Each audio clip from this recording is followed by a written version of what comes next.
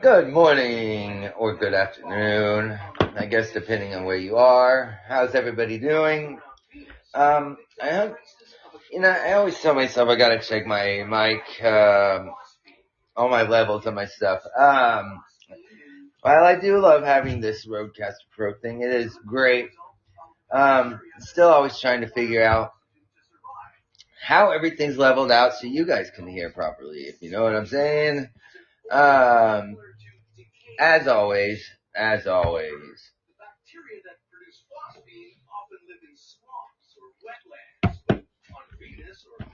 Oh man, I didn't even say that right. Oh man, good morning, afternoons. How's everybody doing? What's going on today? Man, I come on here and I honestly just have a blast. Talking to whoever might want to listen or doesn't. I really hope that I don't know if this entertains anybody. However, that's why if leave comments. If there's anything you want me to look up, if there's anything that you want me to talk about, or if you want to call and talk, yeah, I'd love that too. Check out my crowdfunding page. Yeah, it's just on Podbean. You can find it. You know what? I always figure that everybody's on Podbean. And, I don't know. Let me, yeah,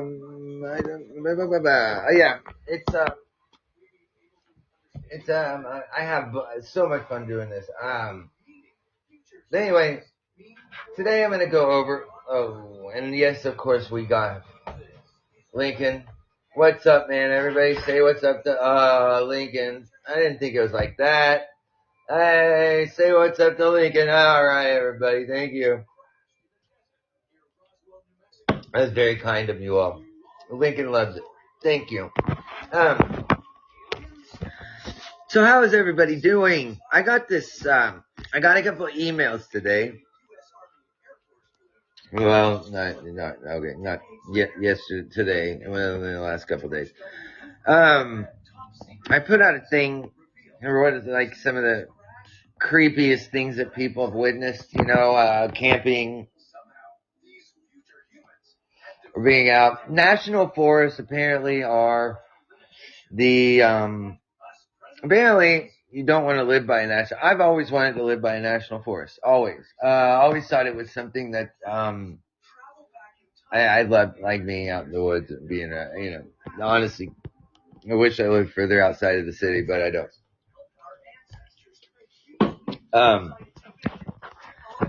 Yeah. But my sister got me freaked out about the whole national parks thing. Like, why? I didn't know there were so many disappearance things, all the stories. So I'm gonna get right into this. I thank you all for getting on, checking out my podcast. I just started this. I have my NoAvaiL Astronomy Podcast, where you get all the greatest astronomy news. I'm just kidding. Not really. I mean, I do. I love my astronomy podcast. But anyway, I've got to make some payments on the monthly stuff for that, but that will come when it, okay, anyway, so I hope everybody's doing well. Let's get right into this. So, alright, is this name? George. Alright, I camp solo a lot in national parks and forests. Not only is it free, but I can let my dogs run wild. Throughout my many travels, the creepiest shit always happens in these places. I haven't had any big experiences. It's always smaller, inexplicable things, from my dogs growling wildly at nothing, to finding skinned animal carcasses in the middle of nowhere, to hearing voices that I wasn't able to find. I can hardly stay in these areas anymore because I get so scared at night. I will also say the creepiest areas I've stayed while camping are the Pacific Northwest and Northern California. Now, that is very true. I lived in Seattle for 4 or 5 years, and I used to go camping out there a lot. And there's some very dense forests in the Northwest. I used to go surfing. God, Seattle's it's not far from here. I mean, it's about a 4 hour drive. But I wish I could think of what this place where we would go surfing. You could see, I mean, it's like when I say the Northwest point of America, I'm not like you could see Canada from across the water. Yeah. Yeah, it's amazing place. I always thought, oh, thank you, Lincoln. That was sweet of you. We always love Lincoln, he's just so funny. We used to go surfing, and man, there was this really, really cool place. We would crawl, these people over I don't know, probably last 80 years, they built these stairways getting down to the water, the ocean, and they built this cool like clubhouse down there. There's a bunch of surfer dudes, real cool. And the waves down there were just amazing. But to get down there, you had to know it, but also you had to, man, it was really, really hard to get down. But man, when we talk about the Northwest, some of the creepiest places, it's pretty dense. If you haven't been up there, the forests are amazing, beautiful. The trees are just, I mean, there's so much evergreens. It's just amazing. But getting to this particular place, man, it was really honestly, it was really scary to get down.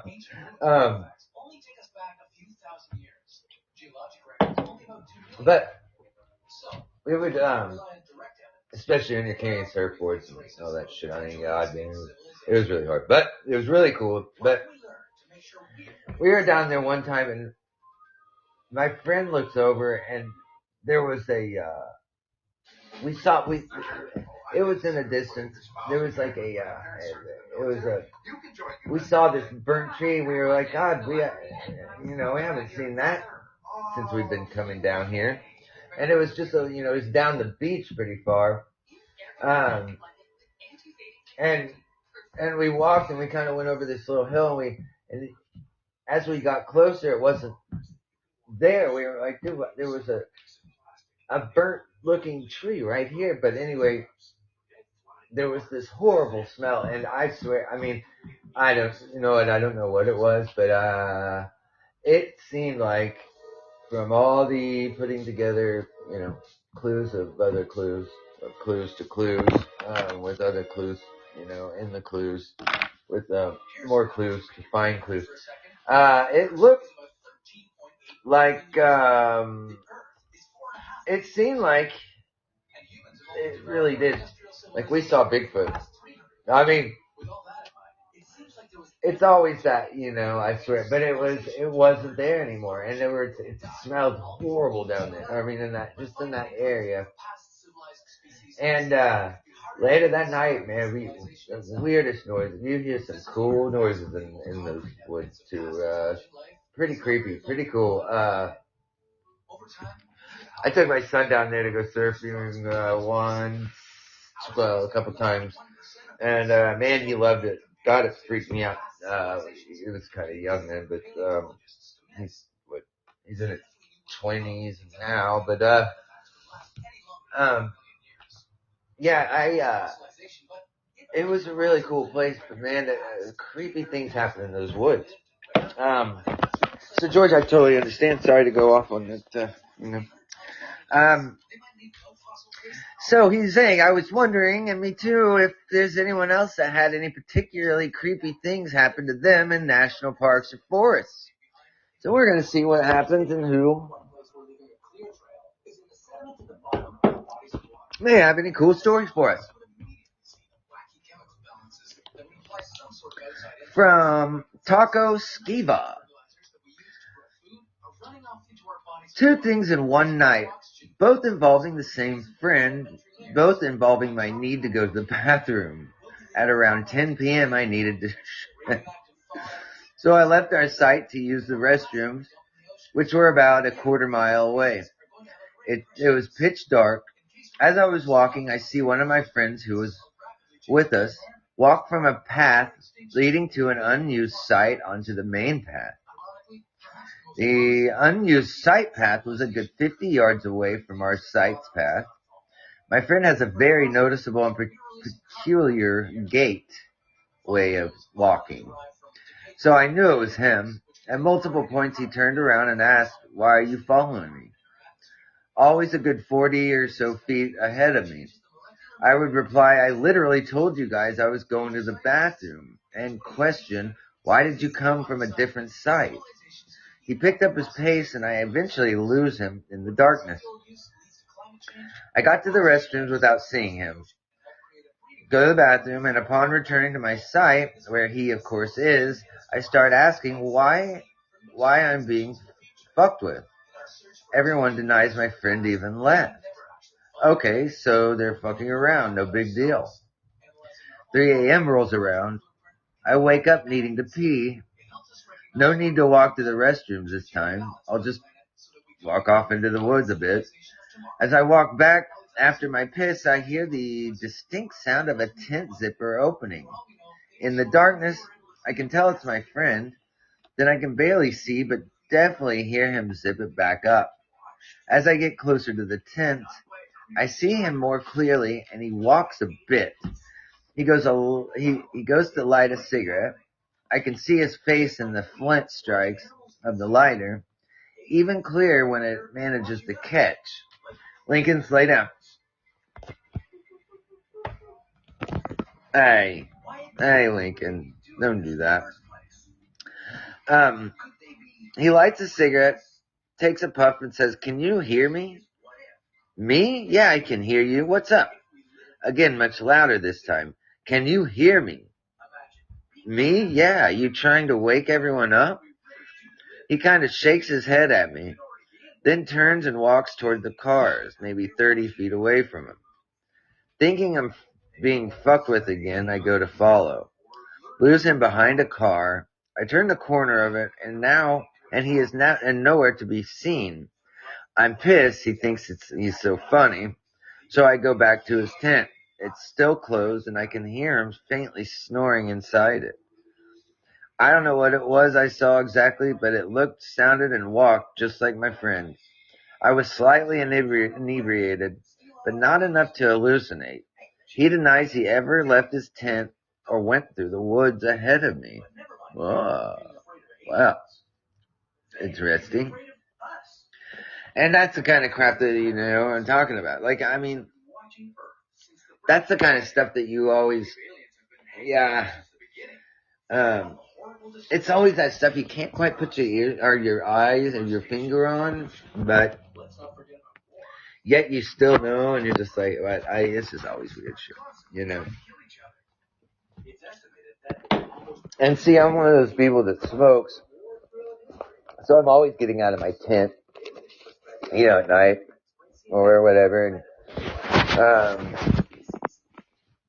it's pretty weird. That one time I went to, I floated down the Rio Grande once. This was a really, really, really, really, really cool. We floated the Rio Grande. I think it was like a 2-week thing, and every night we would pull our canoes up, and we would pitch a tent, make our food, hang out in the complete darkness. One night we were laying there, and it was complete. I mean, that's when Hail Bob was going over. It was really cool. But man, we were sitting there we were going to sleep, and you hear this thundering. Thundering. The ground started to shake, and it was real faint for a minute, and I was like, "What the hell is that?" And I mean, then it was just boom, boom, boom, boom, boom, boom, boom, boom. And then, man, I mean, all of a sudden, it was just all around us.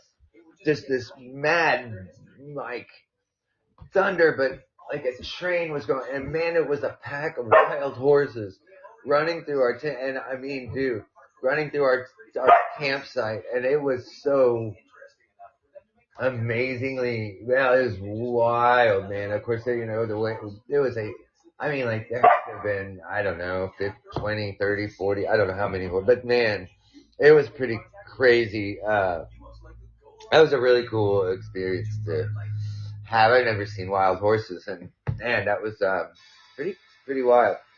Hang on, I have a dog bark. Okay, hang on, sorry. What, you get?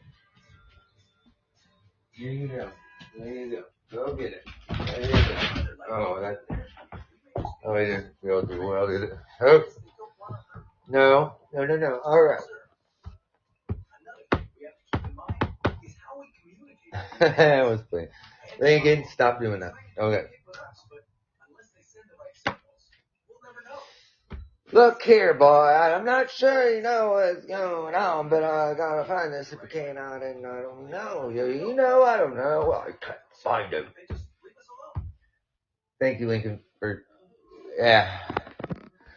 I love my dog. All right, our next story from Magna Punk. Okay. Can confirm the PNW and NorCal have some spooky woods. I'm from way further south and never felt creeped out in my home woods, where the only things I worried about were rattlesnakes and spider bites. I was in the middle of nowhere in the woods in NorCal one night and saw a row of lights in the sky. The people I was with called me out and said, "Hey, you're the logical one. Give us some reasons for this." So I did. I said, "What about a plane?" But no, the light pattern, they were way off. What about a military plane or stealth bomber? Nope, wrong shape. What about a drone? Nope, too high up, and it was silent. A satellite? Nope, not the right shape, and not quite far enough away. The lights were very, very high up, and when I borrowed binoculars, I saw that the lights were in a succession of rainbow coloring, like an LED light that fades in and out. Huh. It suddenly shot off, left, right, then directly upwards and disappeared.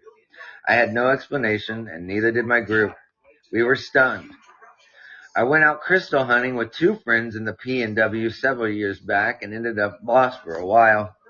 The path down the mountain we were on was pretty straightforward, but somehow I got drawn out into a thicket of rings of trees near a very camouflaged cliffside. What was weird, though, was everything felt very heavy, and I heard giggling all around me right around the time I lost the path. Ew. Thankfully, my phone worked, and I was able to direct my voice to my friends after calling to tell them what happened. I walked up to them after hearing their voices, and when we went to get back on the trail, they couldn't find it. Here's the thing, though. They're both experienced hikers, campers, outdoors people. I hadn't strayed off more than 20 feet, and they were right near other crystal hunters on the base of a mountain. I heard those people too, but when we came back up, there was nothing. My friends navigated us down the mountain regardless, and we ended up all the way back to the main road. One of the friends said she heard the giggling too and just didn't want to say anything until we got out of the area. It was spooky. We almost felt like we'd been chased off the mountain. That is pretty. There's nothing more like giggling in the middle of the night when you can't. That's what I have Lincoln and Billy for. Like, go get it, Lincoln. You guys should see what Lincoln looks like right now. I think he's pretty pissed off right now. Hey, That's not nice, Lincoln. I know. I am pretty boring. Well, thank you, Link. All right. Oh man, I hope everybody is having. I don't know. I also on the why I'm thinking about it. If there's anything, about my pod that would make this more, for your listening pleasures, leave it in the comments, and let me know. Even if it's something you like, Joey, shut up. I hate your voice. Anything. Any feedback, always helps. So please leave any comments, and let me know what would make this better, or if it can be better. I don't, I'm not even sure. Yeah. That way, I can not completely bore you or just, kill people with my annoying voice. Alright, anyway. Okay, moving on. From Strike Eagle 784. Not me, but a family member back in Arizona claims to have had a run-in with a Wendigo. Ooh, I did it there. Ooh, yeah. He was camping in the woods near Flagstaff when in the middle of the night, he heard some strange noises coming from the woods. When he woke up the next morning, he found some strange marks on his body that weren't there the previous day. Someone he knew claimed that he was attacked by a Wendigo. As a result, since apparently the area has been known to have Wendigo sightings. Oh. I did a little short thing on the Wendigo, I don't know, a week or so, a couple weeks ago. That sounds like one of those, cryptid, whatever things that I don't ever want to. That's like the nightmare thing. It's like the weird humanoid looking, like, I don't know. It just doesn't. Now, again, this is all comes from what I've seen on, not like I know not like me and Wendigo and have dinner, with his family every night. I'm just saying that I'm from the different. If you watch YouTube or look into it, and it's pretty. See, I just don't think that everybody is. I mean, bullshit. I just don't think it's all bullshit. I think that I know that some people probably experience my different things and whatever, but man, I'll never down anybody or say anything because, I mean, for one, I'm not, if you're not there, you can't really say, but but again, I believe everything kind of, and basically everything. So anyway, sorry, moving on. This from Ghostwood 7. Okay. Wednesday, August 3rd, 2016, 1:40 p.m. The Siege of Vicksburg Battlefield.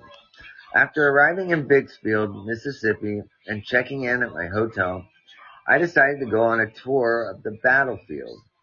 I paid my $12 and drove through the gates. On either side of me were statues, plaques, and stone engravings with names, dates, ranks, and other important data. I was behind the Union lines. As I was driving slowly through the park, I came to a Civil War cannon. I decided to get out of the car and get some photos of it. It was just outside a thicket of trees and brush aiming towards enemy lines. After turning on my camera, I looked up at the thicket of trees and froze. There, just to my right, a few yards away, was a Union soldier. He was wearing blue and carried a rifle, and I could see right through him. He took a step and vanished. He did not seem to be aware of me. I dictated all the facts into my iPhone because I couldn't get online that night. This is the first battlefield ghost I've ever seen, as well as my first residual ghost. Wow. Yeah, see, I believe in it. I totally believe that. I went to, the battlefield, like Pea Ridge, I think, I think it was Arkansas. I didn't see anything like whatever, but man, it was cool to see, everything. It was really cool. And like there's so many stories of people seeing, things like that. But I've not myself ran into that. So at that, I don't, I don't know. They're really cool, to go to. I've heard so many stories about those. Um, so the next on from Weird Temperature 7. I lived in a van in New Zealand for a while. Popped out during the night to walk to the toilets a 100-mile away through a fairly dense pine forest. Huh. The moon was bright enough that I didn't need the torch to get there. It's not like there's anything dangerous to look out for. On the way back, I caught something out of the corner of my eye. I shine from the big green eyes about 8 feet off the ground, staring at me from the dark of the woods. After freezing for a moment, I dug my torch out of my pocket and shone it at the eyes. To see the fattest possum you've ever seen sat on a branch stuffing its face.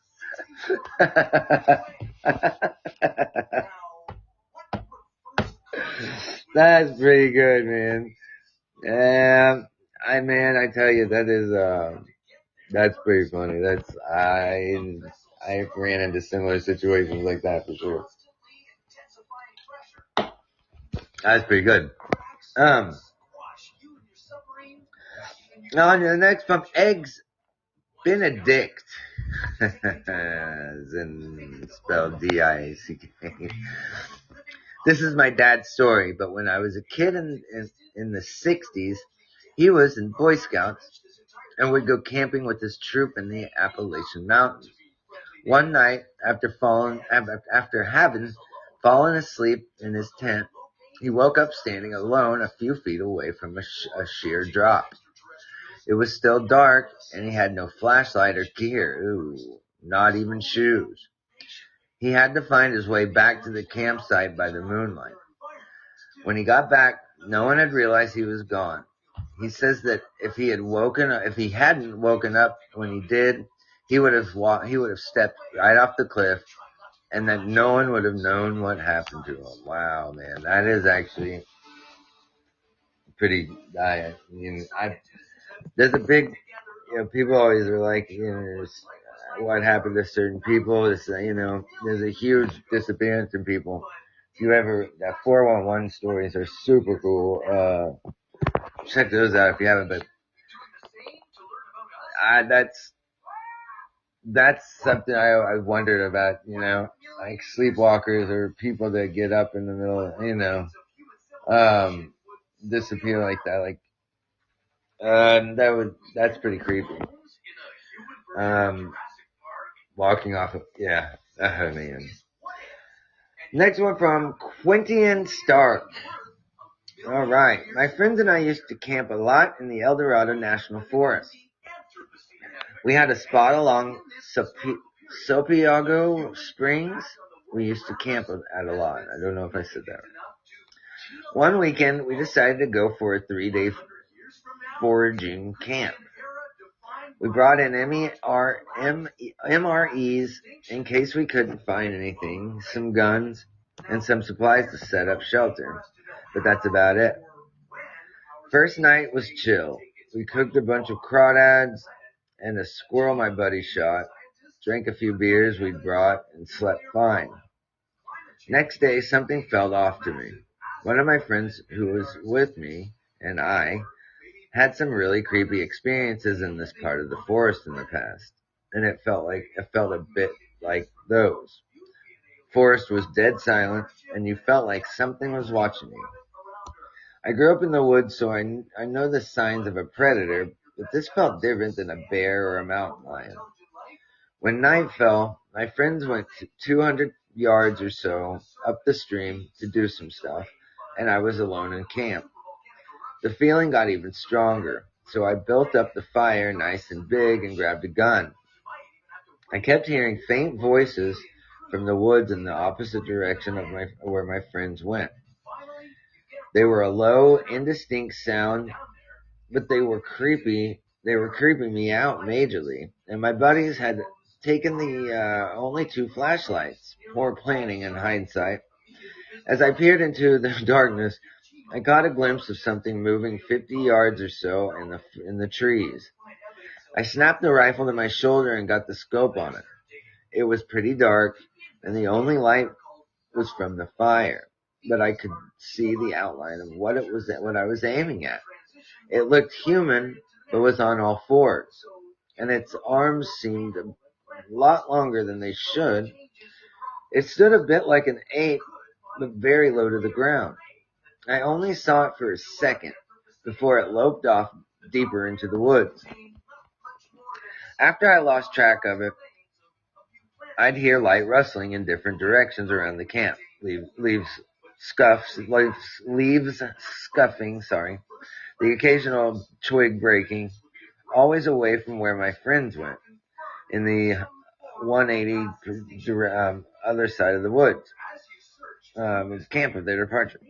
I got the sense that whatever it was stalking me. I kept the fire high and was staying sharp looking into the woods, but I didn't see it again. My buddies came back about 10 minutes later to find me in a paranoid wreck glassing the tree line with the scope. I told them what happened and they got quiet. Then told me the reason they came back when they did is they started hearing the same shit I did over by where they were standing, and it spooked them. We spent the second night of our trip with a big-ass fire and 3 lookouts. Nobody slept that night. In the morning, we broke camp as quick as we could and hightailed it out of there. We never camped in that spot again. Yeah. That's, yeah. That would make you sometimes not want to. Yeah. Still always so cool. Alright, I've got to take a short break, but I won't leave you with nothing. So, here we go. Actually, what I need to do is finish something from yesterday. So I will. I'll be right back. Don't go anywhere.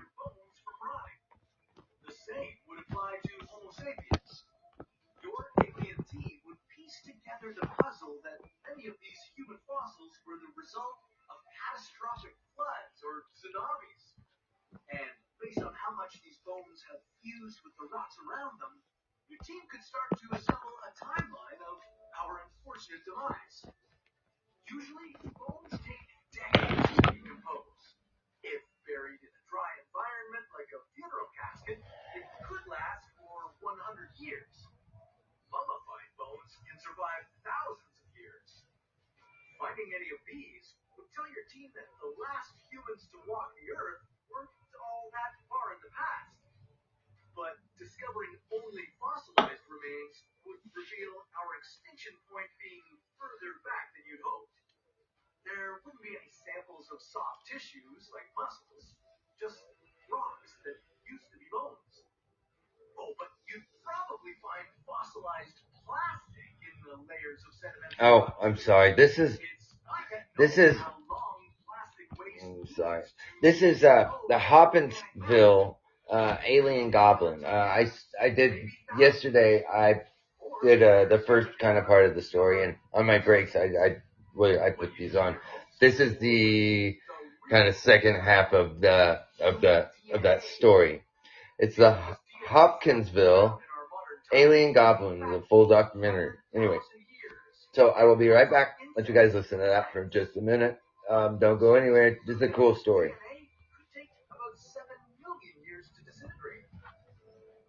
And Eureka! You find human DNA samples trapped in ice cores in what was once Greenland. Now, the big question would be, what do you do with them? Study human genetics for scientific purposes, or have a little fun? One idea would be to clone these ancient humans. You could even create some kind of Jurassic Park filled with people, except it would be called Anthropocene Park. And based on all that you put together about our tragic history, there would be so many entertaining things to do in this amusement park. Maybe you could clone other animals and play a game of mass extinction. The winner would be the one who could kill the most species in the shortest amount of time. You could dig for hidden oil reserves, increase carbon emissions for fun to watch icebergs melt, or how about a game of nuclear war? Sadly, though, you and the other scientists probably wouldn't be able to figure out what life was like for humans at the end of our civilization.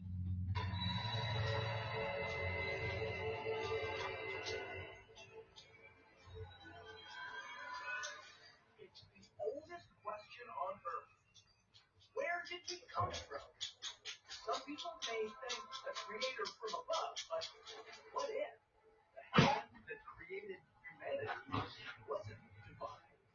Okay. What if aliens brought life to Earth?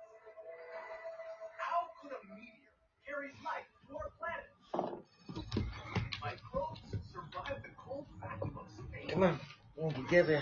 And does alien life already exist on Earth?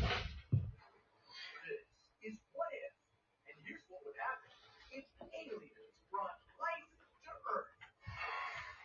When you think of aliens, your imagination might run wild with movie scenes and X-Files reruns, but technically, an alien includes anything not from Earth.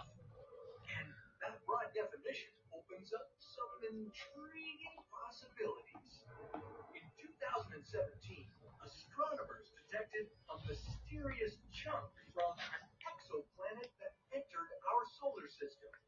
Called Oumuamua, this interstellar object is made from nitrogen ice, the perfect radiation shield for an organism that might be hitching a ride. After all, if this pancake-shaped rock can keep its ice formation while flying through the galaxy, then maybe life can not only exist beyond the solar system, but also travel frozen in space. But if an object like this slammed into Earth, would the organisms survive the impact? When our solar system was still forming, the chunk of rock that would become Earth floated around completely unprotected from meteors and asteroids. If an object like Oumuamua had landed on Earth during that time, it could have brought microbes and other organisms from deep space. This is called the panspermia theory, which states that matter from surrounding planets or objects from deep space might have brought life to Earth. But how could we test this theory? Researchers aboard the International Space Station found that bacteria survived on the panels outside the station. Even the extreme temperatures of space didn't kill the bacteria. What's that proof? Well, if a spacecraft left from Mars with microbial life attached, those microbes could survive the trip to Earth. But let's go back to the early days of Earth. Almost 4 billion years ago, Earth went through a bombardment period. During this time, powerful meteor showers regularly rocked the surface of our world. Several objects the size of Oumuamua, 800 meters long, crashed into the Earth. So if there were microbes deep within those meteors, they might have been cushioned from the impact. And that's pretty impressive considering meteors travel at speeds of up to 100 kilometers per second. And during that chaotic time, life began springing up all over Earth.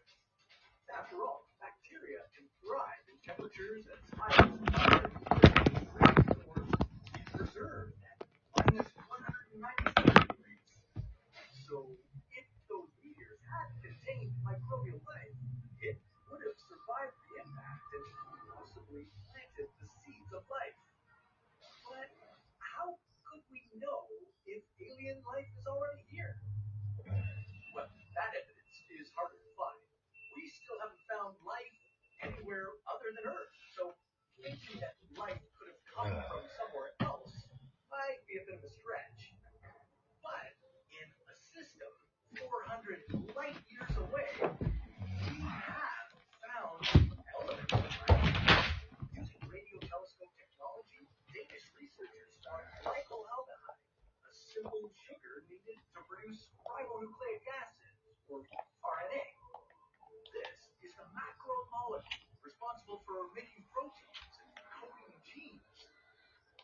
formaldehyde is floating out there in space, waiting for a carrier to bring it to a world like ours. But maybe it's already here. Amino acids and sugars, the building blocks of life, come in two versions that mirror each other. We call this phenomenon chirality, and we refer to the versions as left and right. But on Earth, all life contains left-handed shaped amino acids and right-handed shaped sugars. And that's unusual, as scientists creating amino acids in a lab would make half of them left-handed and half right-handed. So single shapes in amino acids and sugars could be an evolutionary function, or they could be an extraterrestrial influence. You know, whether life came to Earth from outside our solar system in a rock, or on the bottom of an alien's foot, it's hard to ignore this theory when you think about our place in the universe. But what if our planet has spread life in the same way? What if ancient life escaped Earth? Well, that's a story for another what if.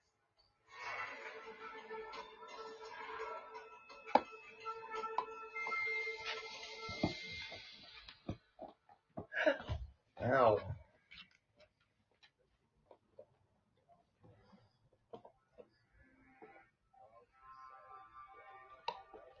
Researchers have detected strange radio signals coming.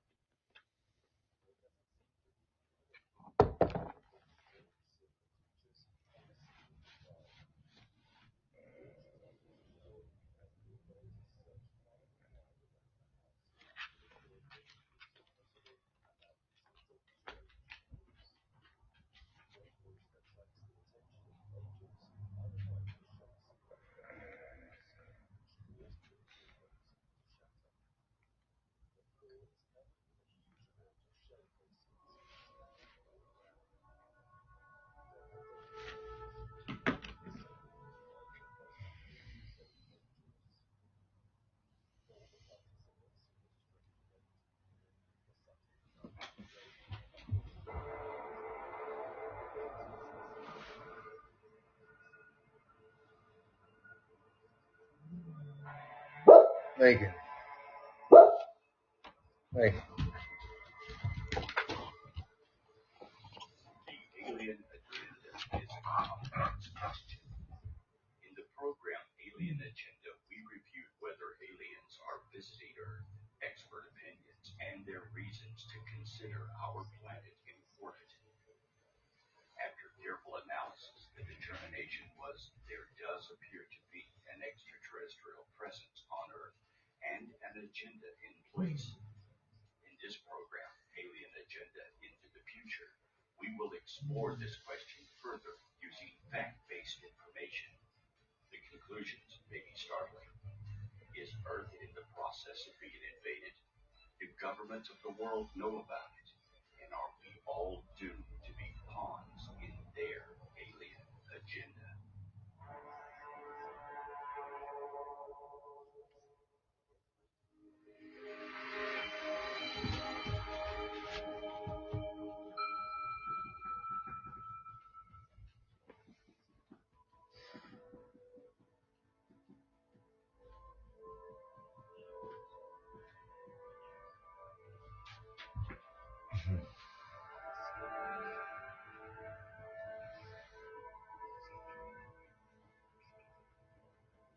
The Earth contains a multitude of unique minerals, life, and liquid water.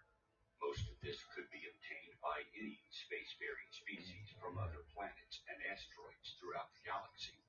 However, liquid water and life are apparently rare.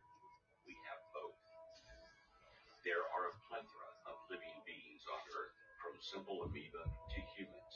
75% of the Earth is covered with liquid water. Our world has an atmosphere and temperature to sustain a variety of species, as long as they are carbon-based and as long as they breathe oxygen. This makes the Earth a perfect target. Any species looking to colonize, conquer, or explore would find our Earth irresistible. It's a one-stop shop for everything you would need. Though we do not take care of it as well as we should, it is our only home, and we depend on its resources for our own existence. Other worlds may have water in the form of ice, but an alien species would have to expend their own resources to mine, That's a problem. distill, and turn the ice into drinkable water. The same is true with any minerals they may need. Why expend your own resources when it's here and ready to exploit? Why gather it yourself? Would anybody else? I wouldn't sleep, but I would be ready for that. Why go looking for it across a vast galaxy, searching planet to planet for everything you need when you can come here and easily get anything your species may require? No matter what level of intelligence you are, what reasoning process you use, and what ethical and moral code you subscribe to, there is one constant in the universe, and that is the easy way is always the best. Work smarter, not harder. As humans throughout history, we have done the exact same thing. Our species expanded to cover every inhabitable continent on this earth. We have enslaved, conquered, had our slaves fight and do work for us, and wiped out whole cultures and nations during our growth. We ourselves have been the aliens in a new world, spreading out, colonizing, killing, and ultimately controlling various populations around the planet. And we continue to do it. If they have something we want, we take it and push them out into reservations or worse, exterminate them.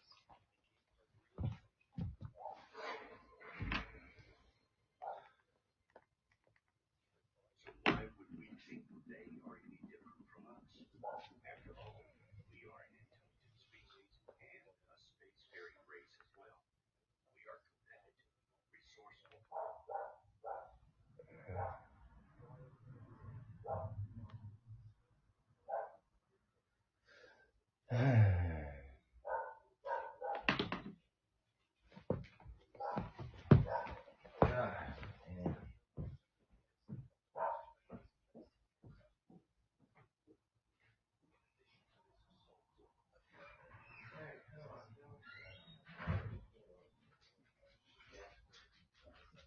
I'm just saying.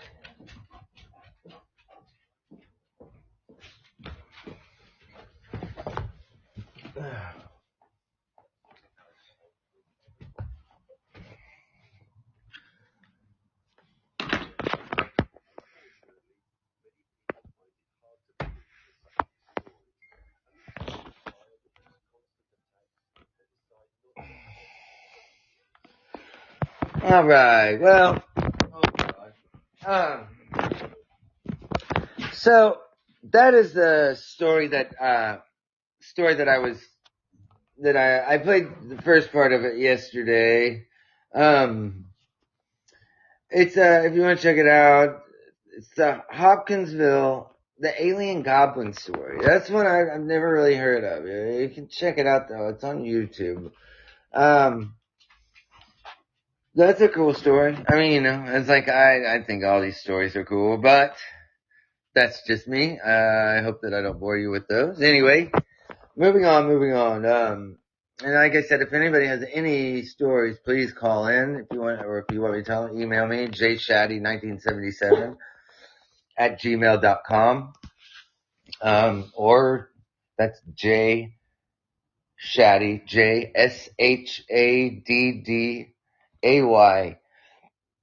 1977 at gmail.com, or dirtnap1977 at gmail.com. I will get your emails and I will read them or if you want to call in and tell them. Yeah, I love hearing them. Especially if you want to call in. I love hearing people, tell me their stories. But if you would like for me to read them, Lincoln, you cannot go out there. Oh, I mean, it's like, he's one of those, I tell you. Lincoln, come here, boy. Come on. Hi, Lincoln. Hi there, Bubba. Hi. He's bad because we didn't fix you up.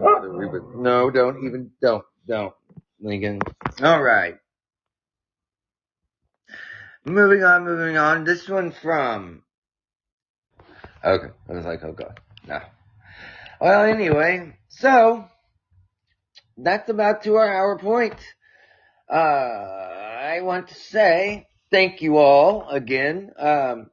Please follow, if you haven't yet. Hit the follow button. Hit the like button. Please leave any comments, and if you want me to tell your story, email me at jshaddy1977@gmail.com. That is JSHADDAY 1977@gmail.com. I'd love to hear from you guys. I let you guys. You have a wonderful day, wonderful evening, and I hope to hear from everybody. Have an awesome day, a wonderful afternoon, and I will hear from everybody soon. Thank you much. Oh, and welcome. Thank you for joining Cryptids and Other Mysterious Mysteries. Thank you, guys.